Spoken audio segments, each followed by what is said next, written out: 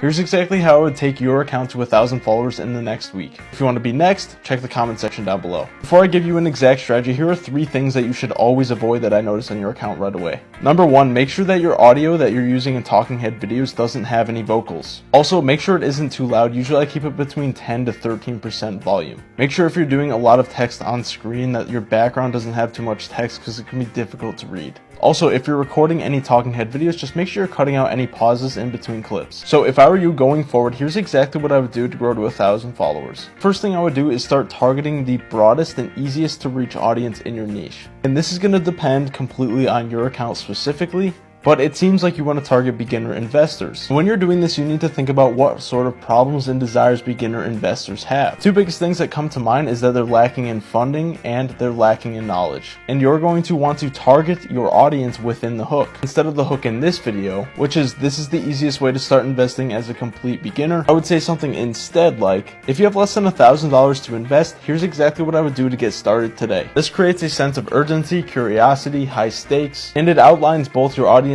problems and desires.